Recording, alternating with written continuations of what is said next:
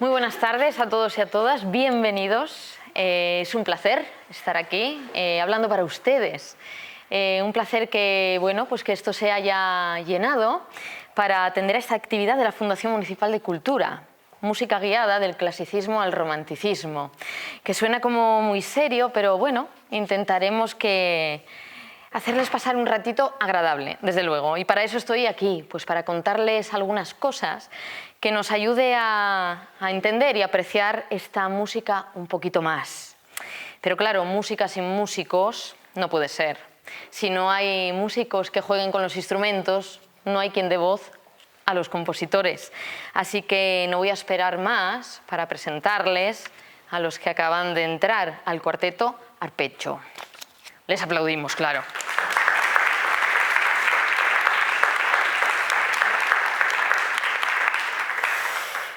Y ellos y ellas son, y voy a leerlo así en el orden en que yo tengo aquí, Jorge Díaz Seijo al violín, por allí. Iria Rodríguez González, violín también.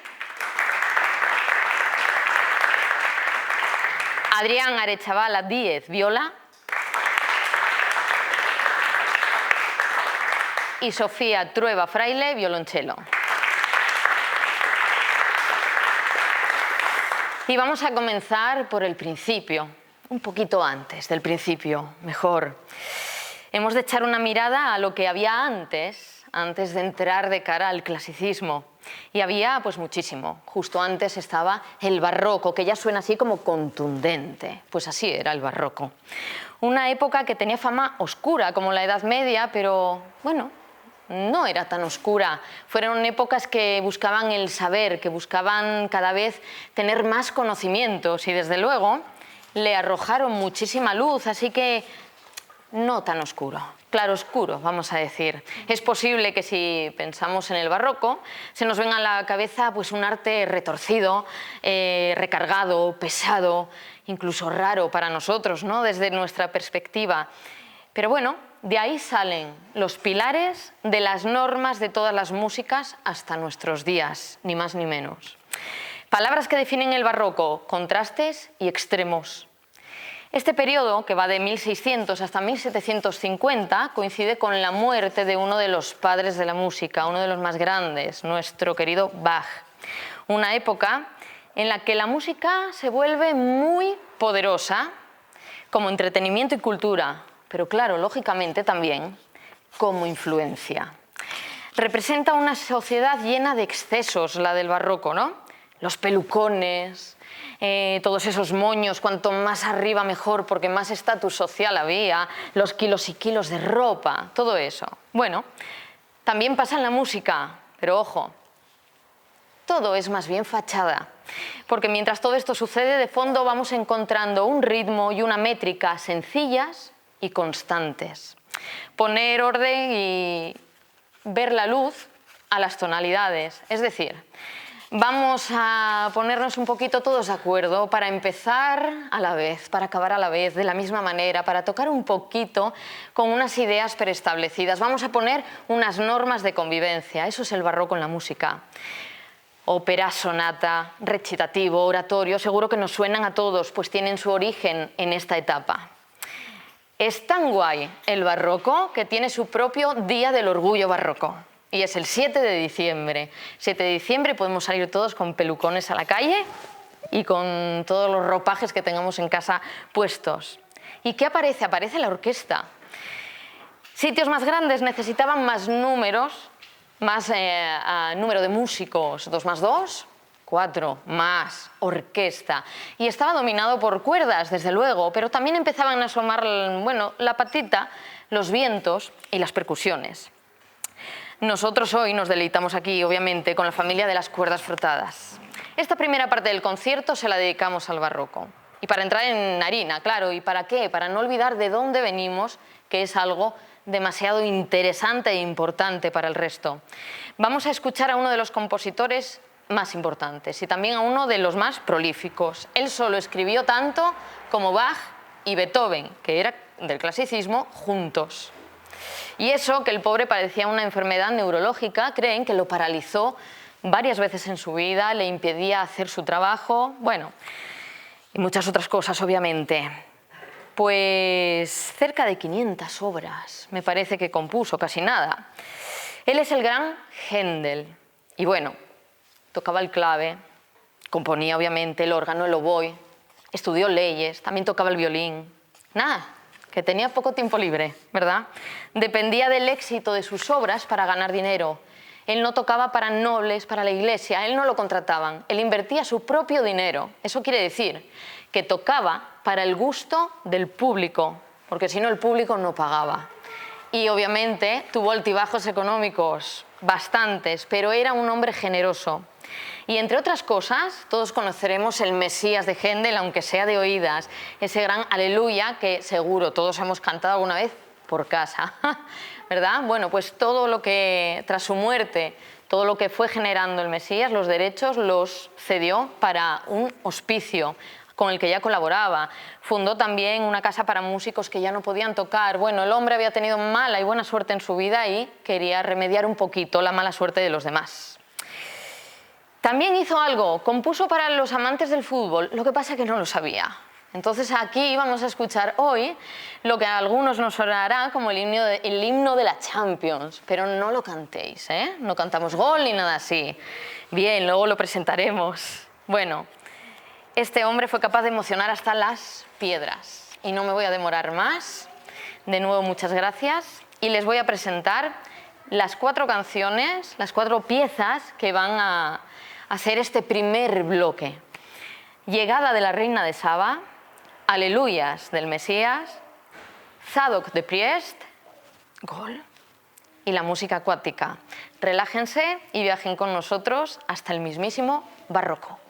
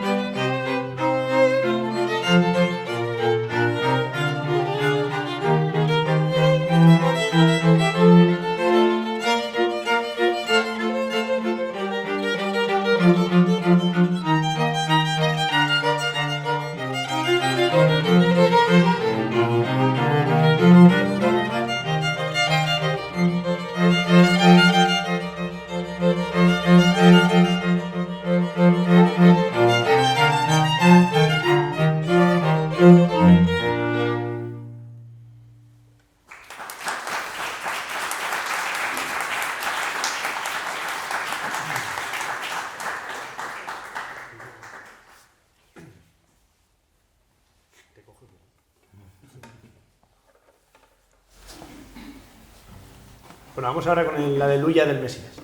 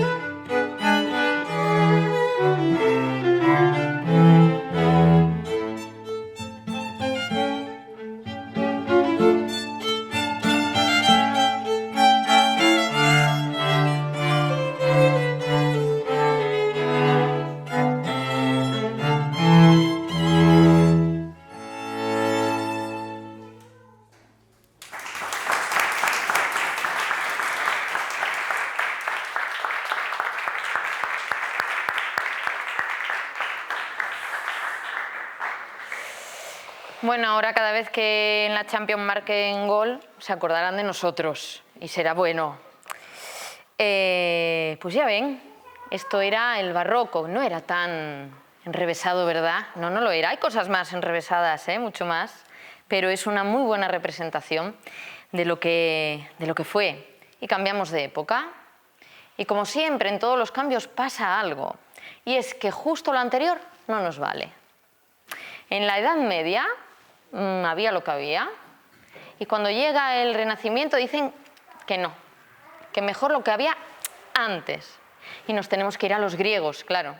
De los romanos no hablamos, porque los romanos sabían que lo de los griegos era bueno, lo aprovecharon, pero gastaron todos los perres en guerras. Y entonces enseguida aquello pues, se fue a pique, no pudieron ir un poquito más allá. Después, la Edad Media, el Renacimiento, el clasicismo, vuelve a dar para atrás lo de... Bueno, y en eso estamos, en el clasicismo. Basta de excesos, dicen. No, no, de eso nada. El barroco, ¿qué va? Nos tenemos que ir a algo muchísimo más claro. Bueno, y llega 1751 exactamente y nos volvemos clásicos. Por cierto, de aquí viene el término música clásica. Al barroco se le llama música barroca. Al Renacimiento, música renacentista. Lo que pasa es que nos da un poco, pues por llamarlo así, más académicamente, música clásica a todo, pero realmente lo que es música clásica es la de este periodo, entre 1750 y 1800 más o menos. Hay quien lo hace un poquito más extenso o no, pero vamos a llamar al 1800 ya un prerromanticismo. Luego vamos con él. Vamos ahora con el clasicismo. Bueno, queremos claridad y naturalidad. Bien. Lo superfluo, digamos que quieren que vaya desapareciendo, ¿no? ¿Y qué persiguen? Pues que la expresión sea más real, que no haya tanta floritura. Fíjense que venimos de una época donde los castrati brillaban como estrellones, pues eran como el Michael Jackson de hoy en día, era una cosa tremenda. Y empezaron a tomar tal fama pues porque eran capaces de hacer unas filigranas que a la gente le parecía impresionante. Eso también pasaba pues con los músicos de cualquier otro instrumento y el virtuosismo al que llegaron a ser capaces de alcanzar. Pero es que claro, para los clásicos les parecía demasiado y que el mensaje real pasaba un poquito desapercibido. Así que cortamos y cambiamos. Se desarrolla mucho algo que se llama sonata. ¿Por qué? Pues porque el piano, que ya había aparecido, que ya Bach había hecho sus pinitos con ello, se consolida. Y claro, se presta muchísimo a este tipo de composiciones, como son la sonata, como puede ser la sonata. La música empieza a ser elegante, refinada, clara, simétrica. ¿Y por qué los cambios? Pues como siempre, los cambios no vienen solos, ni vienen de un día para otro. Los cambios vienen porque toda la sociedad está cambiando. Y eso que estamos todavía en el siglo XVIII, porque lo del siglo XIX fue terrorífico de cambios, ¿no? A nivel social. Bueno, ¿qué pasaba? Pues que de repente las clases medias, lo que son los burgueses, se enfadan un poquito con los nobles y con el clero, porque les parece que el reparto de derechos y de obligaciones pues no es equitativo. Fíjense, si se quejaban las clases medias, ¿cómo estarían las clases bajas? Pues callaos los pobres y trabajando, claro, obviamente. Entonces, ¿qué pasa? Que la burguesía se rebela un poquito contra todo esto y empieza a desarrollar nuevos códigos sociales y culturales. Y obviamente todo esto acaba influyendo en la sociedad. Vamos, y si influye en la sociedad, influye en todas las artes y desde luego en la música, que como decíamos antes, influía mucho. ¿Por qué? Pues porque no teníamos Instagram, no teníamos cine, no teníamos un montón de cosas que hoy en día nos proporcionan ocio, y entonces teníamos lo que teníamos, que era la música. A medida que el tiempo avanza, las clases menos pudientes van siendo capaces cada vez de acceder también más a la música, y eso también va generando cambios. Vamos a nombrar algún compositor.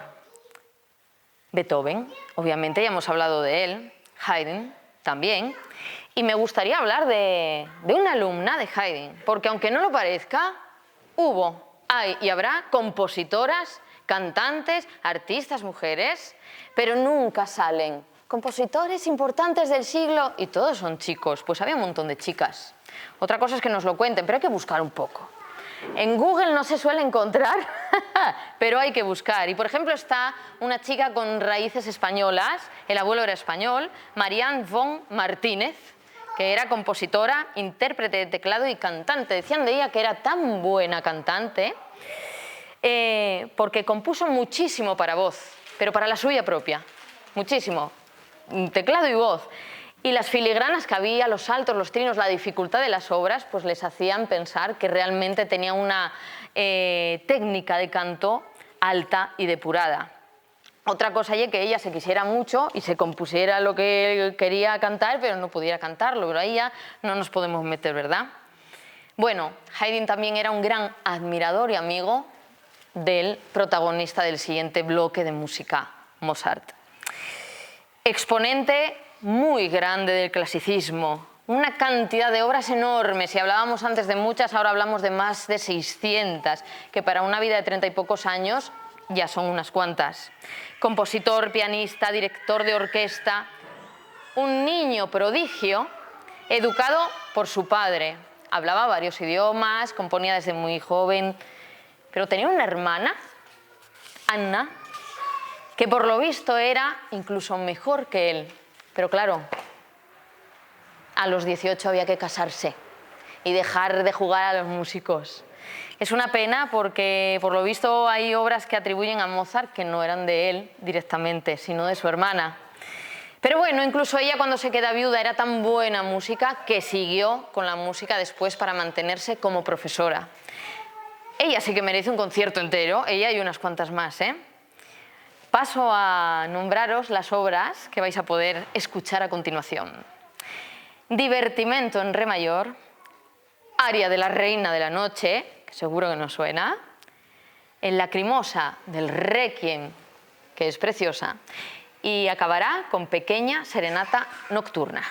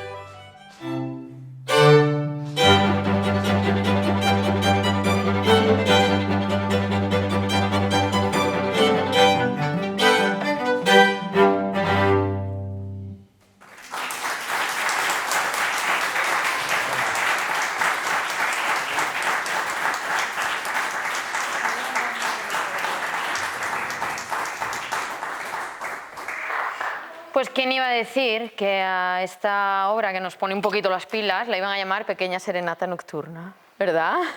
Sorprende un poco. Pero bueno, Mozart era un genio y lo era en muchos sentidos, y creo que ha sido el genio más genio para algunas cosas de la música, absolutamente de todos. simplemente es mi opinión. Pero seguro que esto se llama así y la hizo de esta manera por algo. No fue fruto del azar. Bueno, pues ya está, ya hemos pasado el clasicismo y nos toca pues otro cambio. Nos vamos al romanticismo. Obviamente hay un tiempo por ahí entre medias que las cosas se tienen que ir adaptando, que se tiene que ir viendo que todo pide algo nuevo. Nada es nuevo, pero le damos vueltas. Nos vamos de un momento en que las formas estaban como muy ordenaditas, todo muy claro en su sitio, formas establecidas, es decir, tú ibas a escuchar algo y sabías que si era una sonata tenía un orden, Pero llegan los románticos, amigo. ¿Y quién mete en un frasco emoción ninguna? Pues nadie. ¿Y qué deciden? Pues dar rienda suelta un poquito a todo eso, ¿no? Entonces, pasamos de esas formas tan establecidas, como podían ser también las formas camerísticas de los cuartetos de cuerda, pues a unas formas menos racionales. Para este último bloque del romanticismo vamos a traer un poquito más de variedad en cuanto a compositores. Y os hablo un poquito de ello. Vamos a escuchar en primer lugar la Serenata de Schubert. A mí me gusta mucho, esto tengo que decirlo. Yo creo que es una pieza que incluso para la gente que no esté de escuchar música clásica, la gente que no tenga contacto con este mundo, yo creo que tiene que rendirse un poco a la evidencia de que lo bello es bello y cuando está bien hecho, pues está bien hecho. Es lírica, bella donde las haya y pertenece a una colección que se llama El Canto del Cisne. Es una colección de canciones de Lieder. Y fue presentada al público una vez que Schubert ya se había muerto, pero no fue adrede, fue que se murió sin avisar y no pudieron presentarlas primero, ¿vale? Vamos a escuchar después la danza húngara número 5. Esta es de Brahms. Bueno, de todas sus danzas húngaras, que fueron 21, creo que pueda ser la más conocida. Y están, obviamente, pues por poco original, porque como compositor muy bien, pero para los títulos pues no se lo curraba él mucho, está basada en temas húngaros. Dicen, pues así las llamo. Bueno, en tercer lugar, casi os diría que nos vamos a adelantar un poquito a la Navidad con esta. Y que por un momento nos vamos a ir hasta Año Nuevo. Nos vamos a escuchar el Danubio Azul de Johann Strauss, hijo, y que es el más famoso de sus solo 400 valses. No escribió más que esos pocos, porque bueno. En los dos últimos lugares vamos a escuchar a Tchaikovsky. Primero vamos a escuchar El Lago de los Cisnes. Es un cuento de hadas ballet. Este fue el primer ballet que él compuso. Ya había hecho cosas, bueno, que iban del estilo, pero este fue el primer ballet que compuso y lo compuso porque se lo pidieron como un encargo. Y él no tenía dinero como para decir que no. ¿Y qué dijo? Pues que sí, y cobró. Pero es que además de cobrar, que le vino muy bien, pues resultó que para él se convirtió en algo más. Le abrió un poco las puertas de su creatividad, sobre todo para la composición de música, que es esencia para la danza. Y claro, después de un vals, después de un ballet, puede venir otro para terminar. El vals de la Bella Durmiente, que es un ballet basado, obviamente, en el cuento de Perrault. Así que hasta que venga a despedirme y que nadie se vaya corriendo, cuando acabe el vals de la Bella Durmiente, os dejo disfrutando pues, con el romanticismo.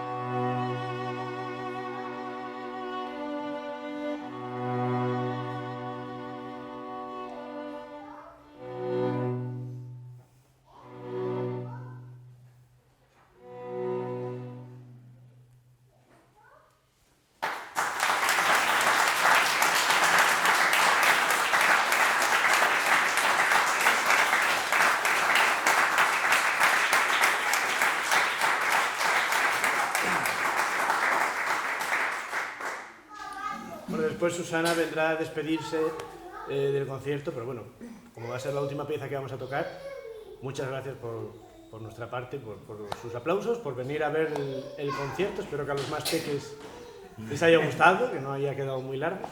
Y nada, nos despedimos ahora con Tchaikovsky, con el Vals de la Bella Durmiente.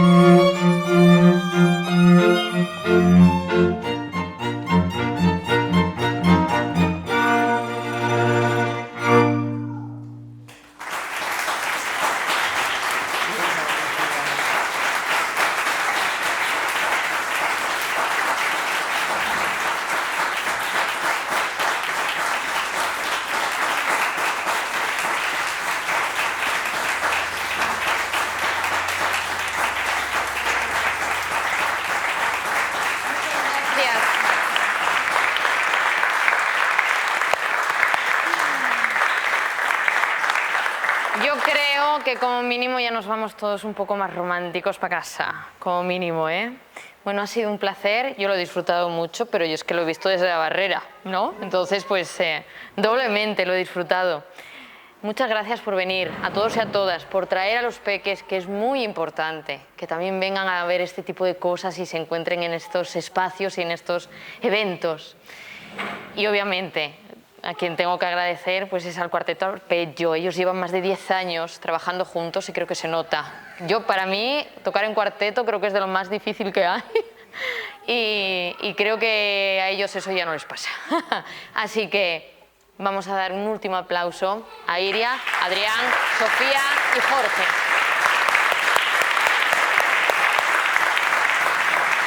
Y nos vamos para casa.